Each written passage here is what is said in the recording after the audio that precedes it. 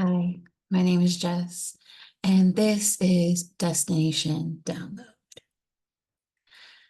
Destination Download was a concept that I was gifted from the cosmos a few weeks ago when I posed the question, how might I better serve my collective?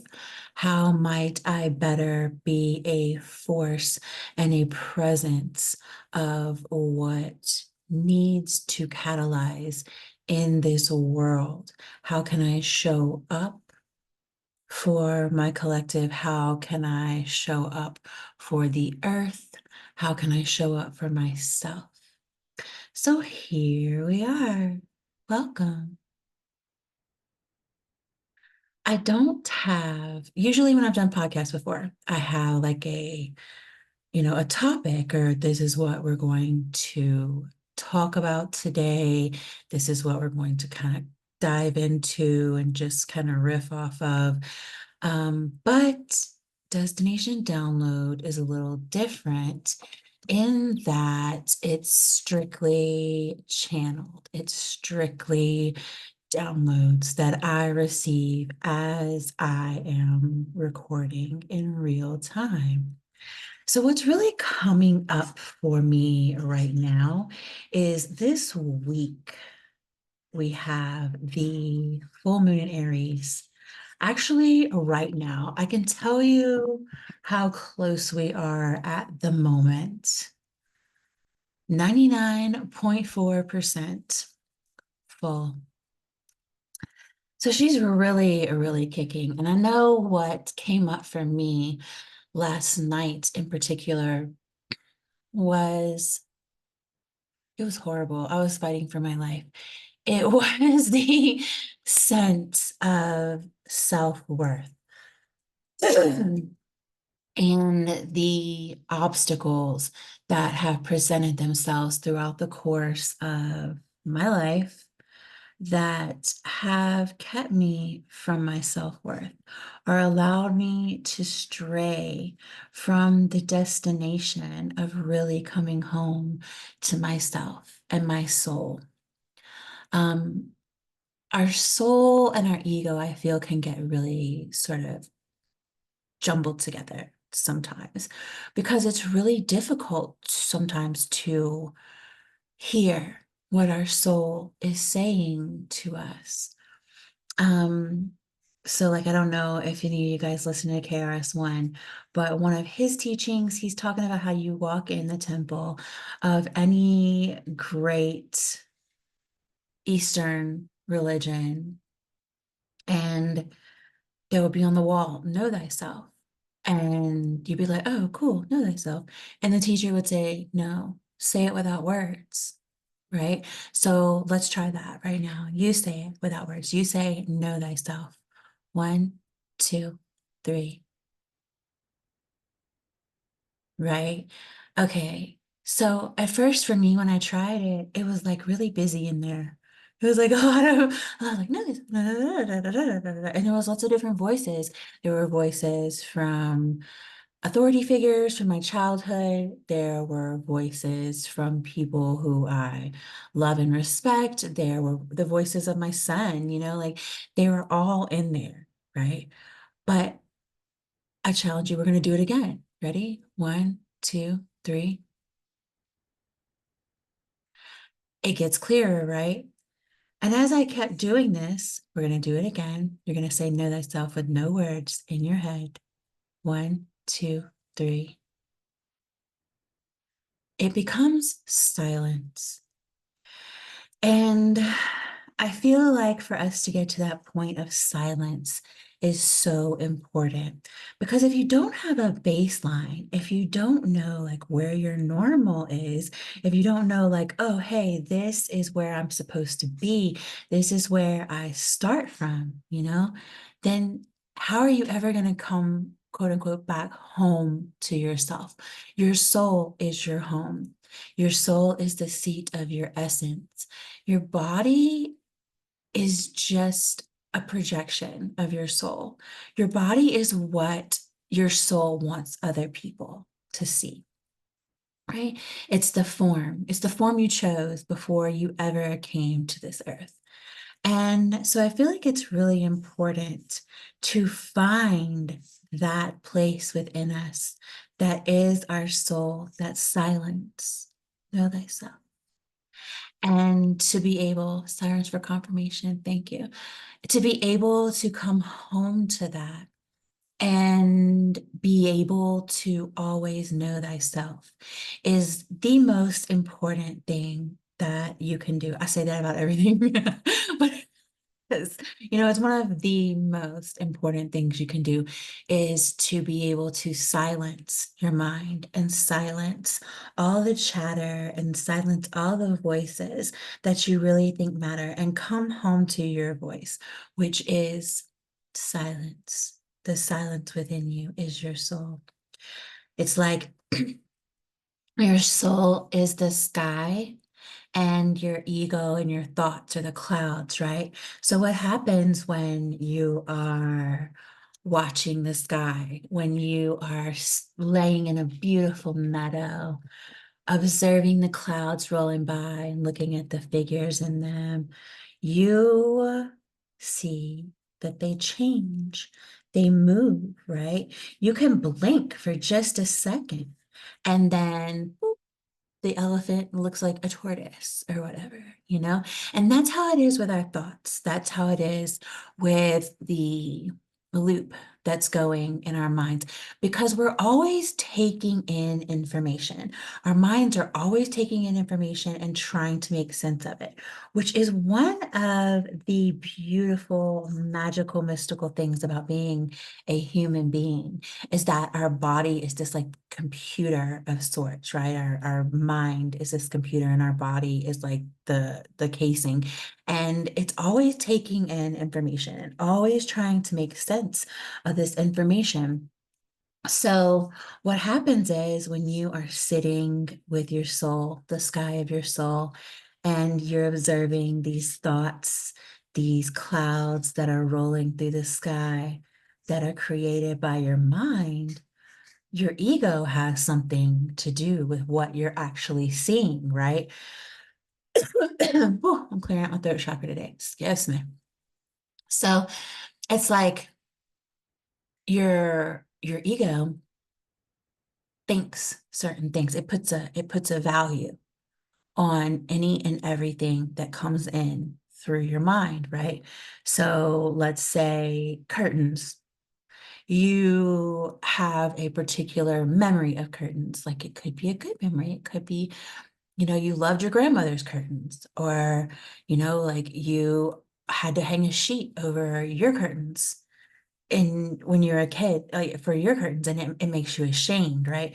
So like when you see curtains, you can just be walking through Target and see like the curtains and be like, oh God, I feel shame. And then that's what your mind's going to run with. And then it's going to send a signal down to wherever in your body you are holding shame codes, meaning the thoughts and beliefs that are running the program that causes you to feel shame when you see this thing, right?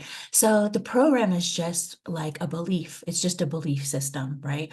But what do beliefs do? They form a foundation. So when we believe something, it causes us to form a pattern, form a foundation of behavior based on what we believe. And that's why it's so important to hone in on these things and really play with and work with our belief systems. Now, our worth can have a lot to do with this because if you don't have a strong sense of self-worth, then you're going to just beat yourself up the whole time. Like, oh God, I believe this. Man, I suck. And that's not true either. That's another belief system. So it's really important to come from a place that is lighthearted when you're approaching this work. And my particular burden was being brought to this work after being heavily traumatized for 36 years of my life. I'm 46 now, if that gives you some context. So it was really a challenge to work with my belief systems and to form new belief systems and not get caught in the trap of always thinking I had to improve or always thinking I had to do more better because of my self-worth, what I have been programmed with my self-worth. So that is a big, huge portion of what I do professionally. I like to work with people and help them reframe their belief systems. But it comes with a price because what happens when we experience change in our life? Our ego revolts. It revolts big time and is like, no way, this is how we operate. This is safe. This is safety. And we're not changing anything, bub. And real talk, that is literally biggest, the biggest obstacle one can come up against is their own self in this work. So I feel that a hugely beneficial modality for approaching this and approaching this healing work is somatically, because the body never lies. The proof is always in your body, every single time. If you are having pain somewhere, if you have a disease process going somewhere, almost always it can be traced back to a memory or an emotion or a trauma. Now, a lot of times you can't really work with, like, oh, I broke my bone. Well, that's going to take time to heal. But what's behind that injury? Or, I pulled a muscle. That's also going to take time to heal. But what's behind that? The area of your body can give you lots of clues. If it's left, it's feminine. If it's right, it's masculine. So, for example, if you are holding lots of tension in your left shoulder, then you're experiencing burdens from your mother's trauma, right?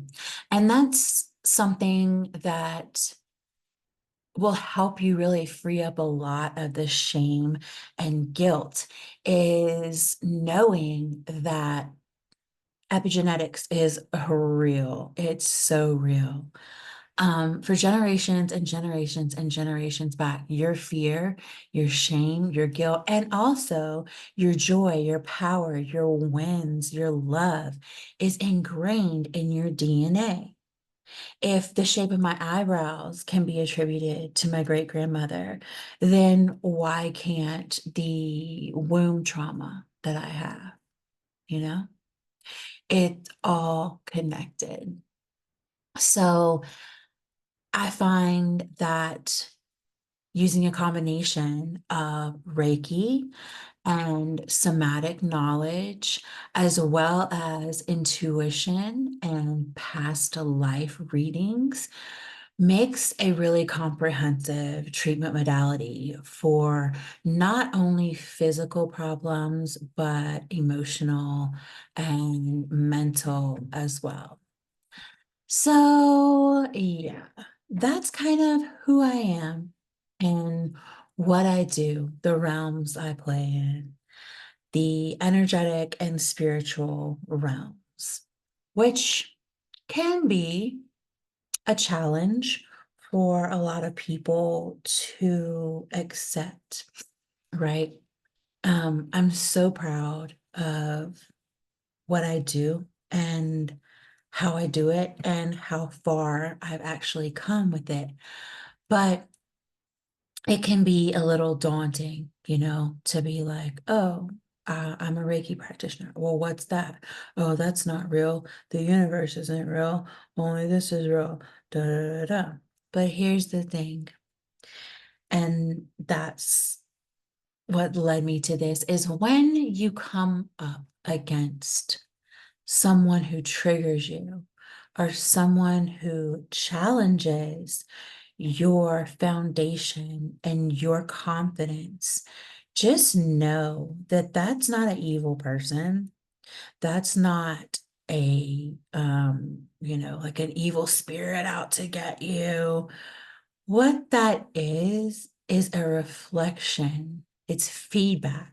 That's all it is. You're walking through the world, and the energy that's contained in someone else sees something that it identifies with within you. So it's going to try to merge. It's the law of one. We are all one. So, if you want to change your outer situation and your outer circumstances, the best way to begin to do that is to work on your inner state, your inner triggers. And trust me, it's not for the weak at times, because when you just throw open the door and say, all right, universe, I'm ready. Let's go. Trigger me. I want to see what this is all about, which is kind of what I did. It's it can be very challenging. It's kind of like that old saying, like, don't ever ask God for patience, because he will try your yeah, it's just like that. It's literally the same thing, different source, right? Or different expression of source. Um, because when you start to do this work on yourself, it becomes blatantly obvious, and it can be so overwhelming.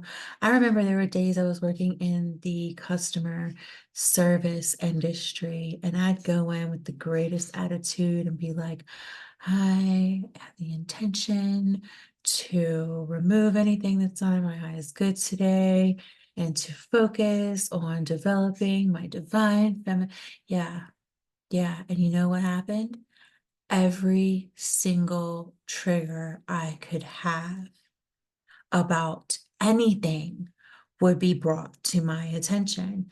And it can feel like swimming in a river with piranhas, right? It's just, it's from it's really fast, and it's from every direction. And it's like, oh my God, I can't do this. This is crazy. But I promise you that once you recognize it as a trigger and you deal with the belief underlying that, that's causing that trigger, it will drastically shift your perception. And as a result of that, shift your external reality. If anyone would know this, I promise you it would be me. I give you some background about myself, just a little, and get to know you. I was born in Southeast Louisiana, Mississippi border. I was raised a feral swamp child. I literally ran around the swamps of South Louisiana, Mississippi, till I was about 8 or 9 years old when my parents divorced. I grew up in an incredibly traumatic household, which we're not really going to get into. Um, I was raised to believe that my true value was in what I could provide to a man. I was groomed to serve men from a very young age. And this, as you can imagine, made my life a living hell. I mean, it really did. And gosh, 8 years ago, I had enough.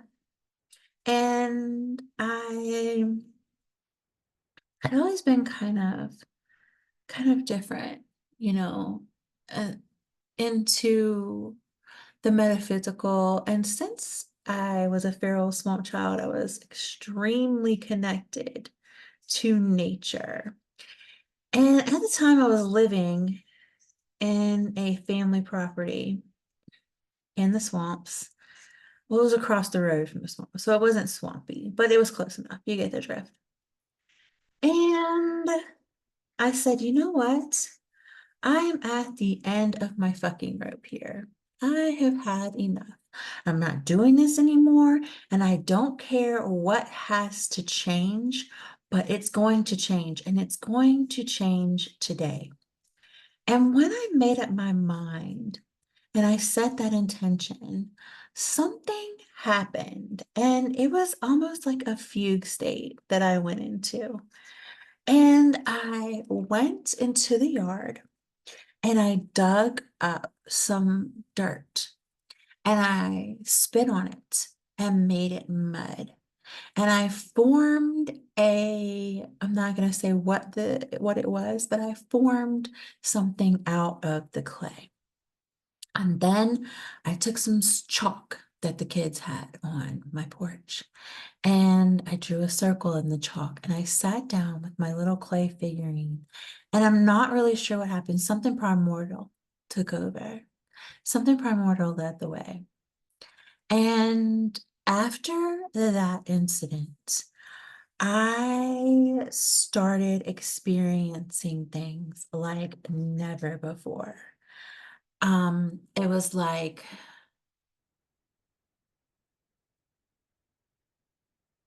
it was communication from the higher realms.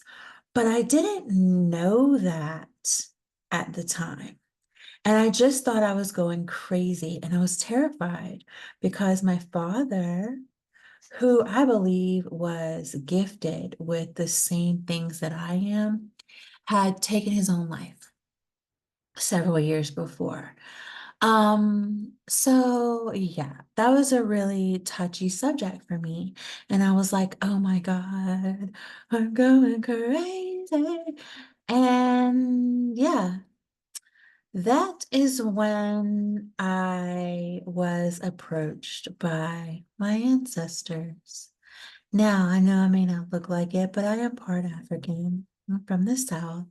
And so, being as such, in a close proximity to New Orleans, the first petition that I made in a magical sense or nature was a voodoo petition. I didn't even know what I was asking for.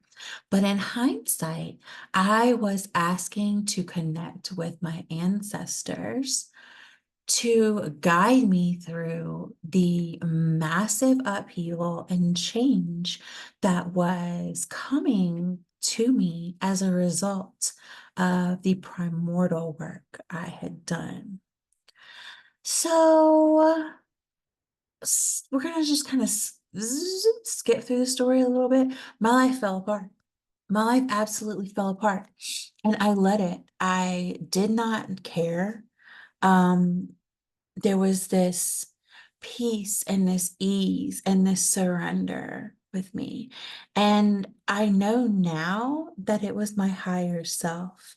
It was just a version of me that was there in support of me. Because you see, time is not linear like we think it is, you know? We can exist here, we can exist in the past, and we can exist in the future all at once. Which brings me to my point of, again, why it's so important to adopt energetic mastery, spiritual mastery, and psychic mastery as a part of our general health. Because something that we do 30 years from now can affect us in the present. It can affect us in the past. It's all a part of our soul, of that silence, of our essence, of who we are. Therefore, if you strive to make the world a better place, meaning make yourself a better person, then you are affecting yourself with a ripple that goes backwards and forwards through time. Backwards and forwards as we would think of it. I guess you would, in a sense, it out, would ripple out from the action that we performed. And this week, we have a really huge opportunity to do that. The full moon that we're experiencing right now is a chance to step through a doorway like I did. That doorway that is labeled, I've had enough of this shit and I'm not doing it anymore. And since time is not linear, whenever you hear this, it's timeless, right? Whenever you're ready to step through that door, all you have to do is set the intention. Like, I'm not doing this shit anymore. I want a better life. I want to be a better person. I want to see what it's like to thrive. I no longer owe anyone a paradigm of suffering to prove my worth. I feel like that's such an underlying current in our society in America, because it's this, well, first of all, we are based on servitude. Our entire country is based on servitude. And there's, the upper class, and then there's the serving class, and then there's the undesirables, right? And I am not saying that I think anyone or any of those things. I'm just saying like that's literally what it is. Our country was built on the backs of slaves, and we are modern day slaves for huge corporations. It doesn't matter really what you do. It doesn't matter who you work for, right? If you don't serve yourself, then who are you really serving?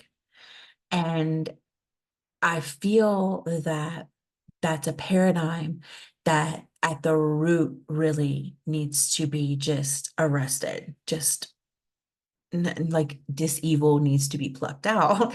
Because when we perpetuate the paradigm of serving others for our own survival, then that's all we're doing.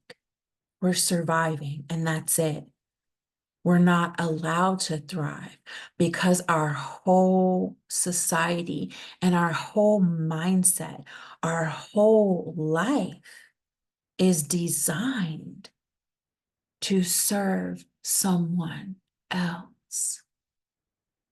It's designed for us to be a cog in a machine that someone else profits from. And guess what? When you're no longer able to be of service, you're tossed aside. I feel like this is the root of so much dis-ease of our human condition, right? Because deep down, your silence, your soul, your essence knows. We know, right? We know that this is not how we're supposed to live. This is not what we're supposed to be doing with our life. Being used, being a servant to someone else, and not serving our own light, our own silence, our own essence, and serving what our soul truly needs and truly wants to thrive. All we're doing is perpetuating the admirability of suffering with the perceived reward that is basic survival. And yes, some of it may not be basic. Like, I mean, yeah, you may drive an Audi and live in like a luxury condo or yeah, whatever. It's same shit. It's like, you know, it's literally the same thing. It's like it's like if you went to a prime steakhouse or if you went to McDonald's and got a Big Mac, but the meat's coming from the same place, you know? And I feel that 444 on the timer. Thank you, Spirit. I feel that it's something that is swept under the rug and just kind of like, oh, well, because people feel like they can't do anything about it. Like, what are we all going to do? We all going to quit our jobs at the same time? Are we all going to just, not go to work and run around in the town square naked and hold hands? I mean, it is an idea. And it's a good idea, right? But I feel that I know that from personal experience, the best way to subjugate being a servant is to take it upon yourself to change, to say, I'm not doing this shit anymore. And yeah, you may have to go to work the next day. You may have to go work a shit job that you hate. And you may be there for several more years. It took me 6 years. It took me 6 years. And I also, the reason I'm not is because I sustained a injury that disabled me from performing my career. I'm a chef. I am a restaurateur.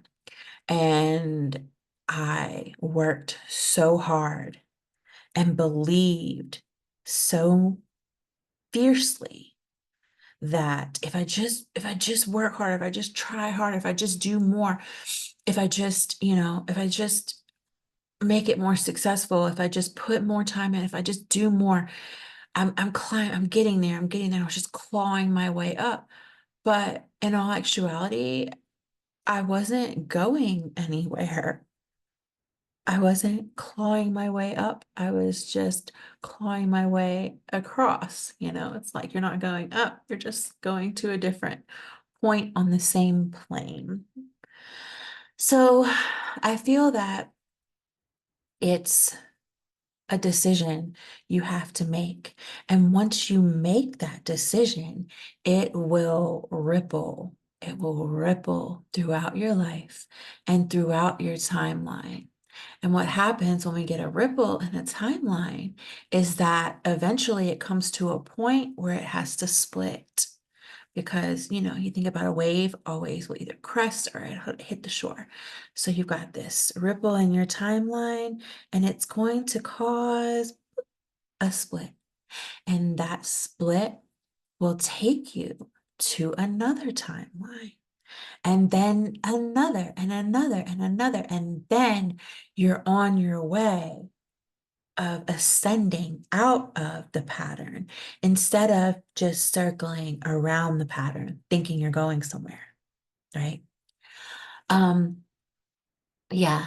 So I urge you to sit with yourself and really sit in your silence and get to know thyself and ask your soul, who am I?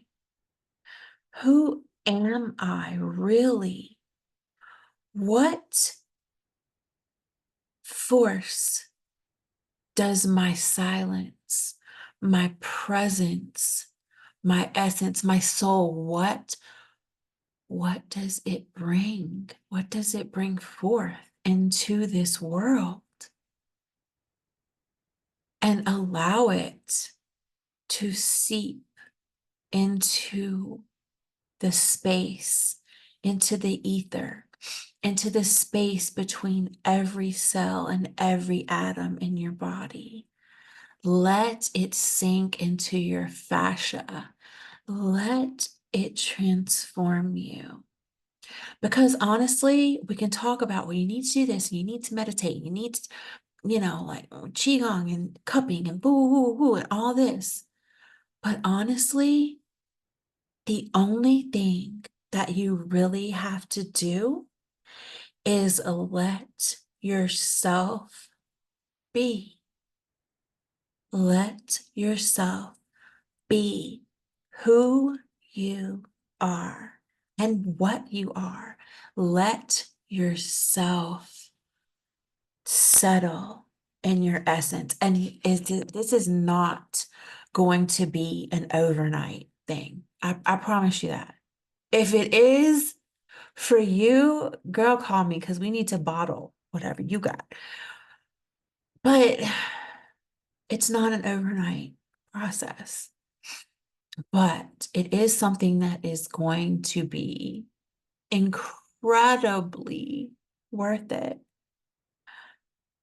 I can't imagine going back to who I used to be and how I thought it was all up here. It was just projections and patterns causing these little, synapses to spark nonstop until it just made me so weary that I couldn't think of how to enjoy life anymore, you know?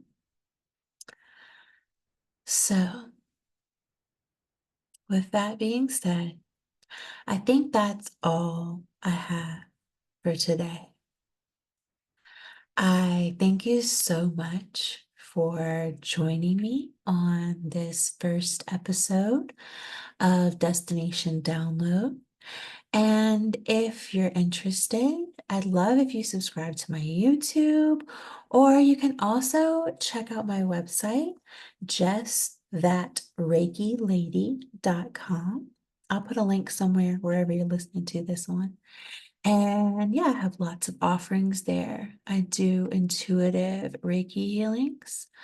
I do womb healings, which is one of my personal favorite services from my sisters out there. You have no idea how much trauma you're holding in your womb from your lifetime and previous lifetimes, and I can help you work through that.